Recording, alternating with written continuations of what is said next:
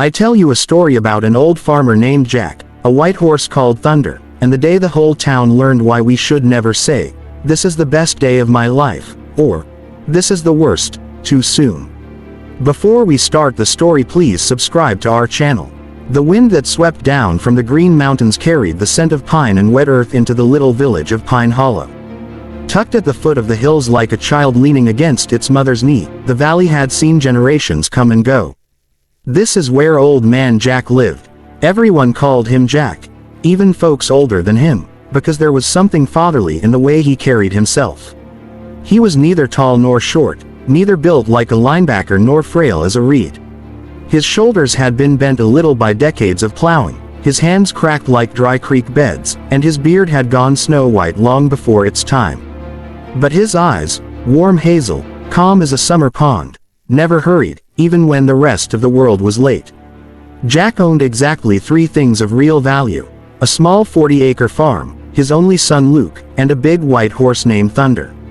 Thunder was the kind of horse people wrote songs about and then decided the songs weren't good enough. His coat gleamed like fresh snow in moonlight. When he ran, the ground itself seemed to part for him, and when he stood still, kids swore statues had learned to breathe. He pulled the plow faster than any tractor Jack could afford, hauled hay bales like they were pillows, and if you spoke soft enough, he'd rest that big head on your shoulder like an old friend. Luke, 16 going on 17, all long legs and bright dreams, loved Thunder more than anything on earth except his dad. Every dawn you could find the boy and the horse racing along the creek, Luke whooping, Thunder snorting clouds into the cold mountain air, both pretending it was close when everyone knew the horse could lap the field twice and still beat him. Their life was poor, but it was rich in the ways that matter. They ate cornbread baked in a cast-iron skillet, greens straight from the garden, and sometimes, on the best days, a little homemade cheese.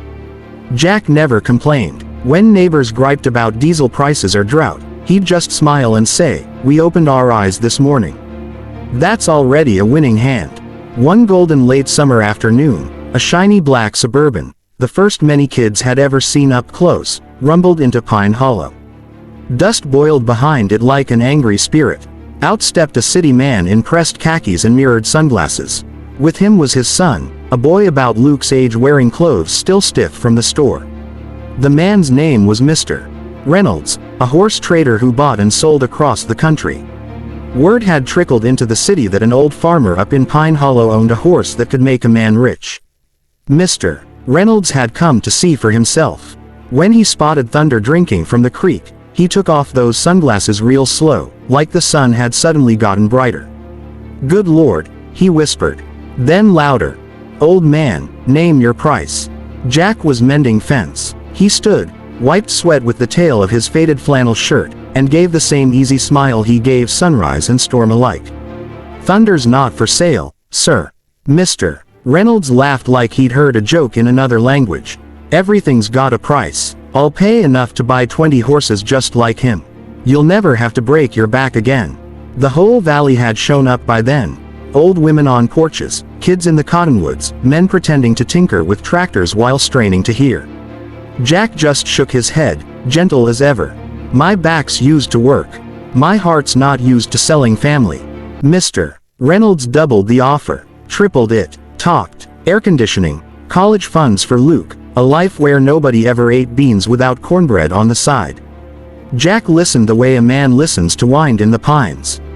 When the city man finally ran out of words, Jack simply said, "May the good Lord give you everything you're wishing for yourself and then some." But Thunder stays. The Suburban left in a cloud of dust and bruised ego. That night Pine Hollow feasted on gossip. 10 ordinary men would have sold their souls for half that money, declared Hank the blacksmith, thumping his chest like the offer had been made to him. "Jack's lost his ever-loving mind," announced Mabel, who sold eggs and opinions in equal measure. Poverty done ate his common sense. Even Luke, lying on the porch swing under a sky full of stars, felt a worm of doubt wiggle in. "Dad, are you sure?" he wanted to ask, but the steady breathing of his father beside him felt like an answer too solid for words. 3 nights later, Thunder vanished. The corral gate hung open. Hoofprints led toward the national forest and disappeared among the rocks. Luke ran till his lungs screamed. Jack walked slow, calling the horse's name the way a father calls a child who's wandered too far at dusk. Nothing. By noon the whole valley knew. By supper they were drunk on certainty. Told you, crowed Hank. Even the horse knew this place wasn't good enough. God offered him a jackpot and he spat in his face, declared Mabel loud enough for the mountains to hear. Luke came home with torn jeans and tears he was too proud to let fall. He found his dad oiling the harness like it was any other Tuesday. "Dad," Luke's voice cracked like thin ice, "he's gone. Thunder's gone. We're done for." Jack set the harness down and looked at his son with those calm hazel eyes. "Luke," he said softly, "we don't know yet if this is the end or just the middle of something bigger. Good and bad are two sides of the same coin, and that coin's still in the air. Wait till it lands." Luke wanted to yell that the coin had already landed, right on their throats. But the quiet strength in his dad's voice was a mountain he couldn't climb. So he swallowed the yell and let it burn. Days dragged on. The hay still needed cutting. The cows still needed milking. Life, stubborn as ever, kept moving. Then came the morning nobody in Pine Hollow would ever forget. Luke was scattering feed for the chickens when he heard it, rolling thunder growing louder. He dropped the bucket and sprinted to the upper pasture. Down the old logging road came Thunder, mane flying like a battle flag, eyes rolling with triumph. And behind him, 5 wild mustangs, every color of flame and shadow, muscles rippling like river water over stones. They poured into the corral like they'd always belonged there. The valley lost its mind. People spilled from houses shouting and crying. Kids climbed Thunder like he was a jungle gym. Old men who'd called Jack crazy now slapped him on the back hard enough to stagger him. "Jack, you're the luckiest son of a gun on earth. God rides with you, old man." Jack just smiled, ran a calloused hand down Thunder's neck, and murmured something too low for anyone else to hear. Luke, watching, thought it sounded like "thank you." That night Luke couldn't sleep for dreaming. 6 horses. They could sell 2 and still be the richest folks in Pine Hollow. They could buy a new baler, dig a better well, maybe even a used pickup that started every time. But Jack only said, "We'll see, son. We'll see." The weeks that followed were pure gold. Luke spent every spare minute with the Mustangs. He named them the way you name shooting stars. Luna the gentle gray, Ember the fiery sorrel, Shadow the blue roan mystery, Rose the playful chestnut, and Midnight, the black mare who trusted nobody but Thunder. Slowly, with pockets full of carrot pieces and more patience than he knew he had, Luke won them over. By the time the aspens turned, all 5 would follow him anywhere. One crisp October morning Luke decided it was time to ride Midnight bareback, just a quick loop to prove she was ready for a saddle. He swung on, grinning like a fool, feeling on top of the world.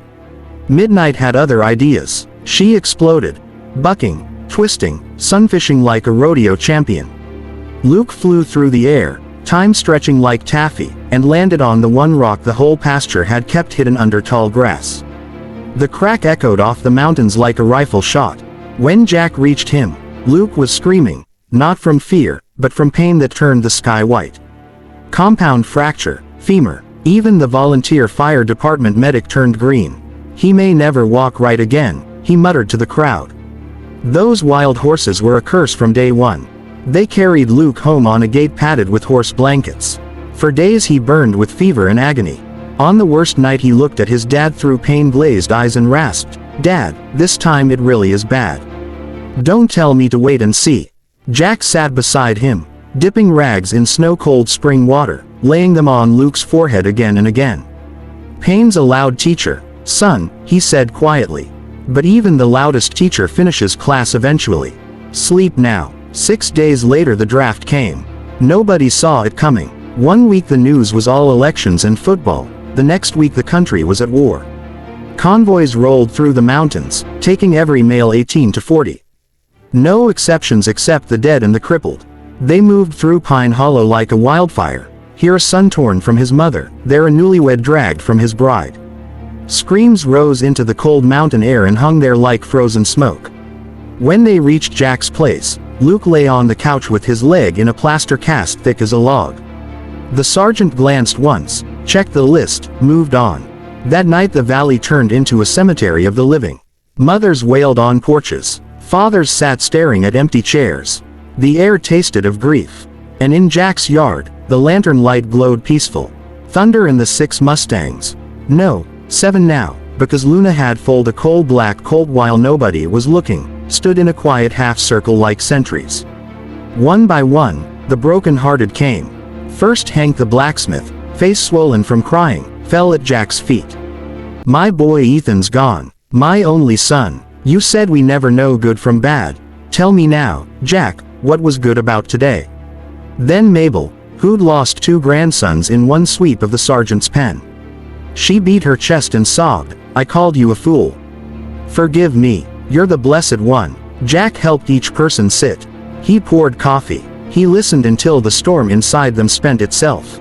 When the last visitor left and the moon sailed high above the pines, Jack went inside. Luke was awake, eyes shining in the lamplight. "Dad," he whispered, "I think I get it now." Jack sat on the edge of the couch and took his son's hand. "Let me tell you the whole story again," he said, "so when life tries to teach you twice, you'll already know the answer." And in the hush of that night, with thunder's soft nickering drifting through the screen door like a lullaby, Jack spoke. "When thunder ran off, we thought our luck was dead and buried. But he was looking for family, and he brought them home. That disaster made us rich. When you broke your leg, we thought your life was over. But that break kept you out of a war that swallowed stronger legs and braver hearts. That tragedy saved your life. That's how it works, Luke. Life's a tapestry woven on a loom we can't see from this side. We see knots and loose threads. God sees the picture. Sometimes he pulls a dark thread and we scream. Sometimes gold, and we get proud. But the pattern isn't finished till the last thread's in place." Luke's eyes filled, not with pain this time, but with something bigger. "Dad," he said, "teach me how to wait like you wait. Teach me to smile when my heart's breaking and stay humble when everyone calls me lucky." Jack kissed his son's forehead. "You're already learning, kid. First lesson, gratitude. Second, patience. Third, never forget the first 2. Years later, when Luke walked again, slow, with a limp that never quite left, but walked all the same, Pine Hollow had changed. War had raged and faded like a terrible storm, leaving roofs torn and hearts more torn. But Jack's farm stayed a place of shade and quiet welcome. People came from all over the county now, not for the horses though the herd had grown to 23 of the finest animals in the state, but for the old man under the cottonwood who talked about life the way other men talk about the weather, calm, certain, like he'd been handed the blueprint. And on quiet evenings when the mountains turned purple and the first star came out, Luke would sit beside his dad and tell the story to whoever pulled up a chair. He got better at it every year, adding new details the way a painter adds light to an old canvas. He told how Thunder lived to 32, ancient for a horse, and died one spring morning lying in the sun with his head in Jack's lap. He told how the little black colt born the night the soldiers came grew into a stallion so fast that Texas oil men offered blank checks, and how Luke turned them down the same way his dad once had. He told how Jack himself slipped away on the exact same day 20 years later, quiet, no fuss, like he'd just decided it was time to go home. They buried him under the cottonwood, and folks swear the lemonade made from the wild grapes nearby is still the sweetest in the valley because it grows where tears of gratitude watered the ground.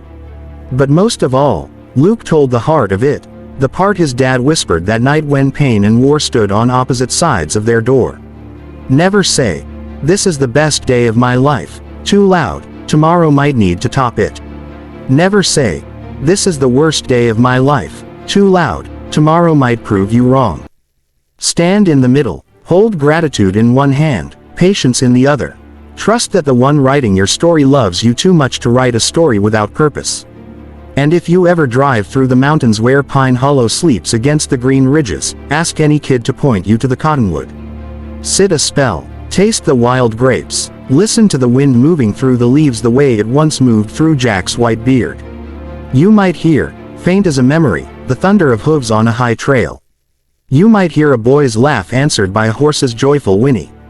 You might hear an old man's gentle voice saying, "Wait and see, friend. Just wait and see." Because some stories don't end. They just wait for the next person who needs reminding that everything, absolutely everything, happens for a reason, even when the reason is still riding over the next hill. And only time, patient, kind, all-knowing time, gets to tell the full story.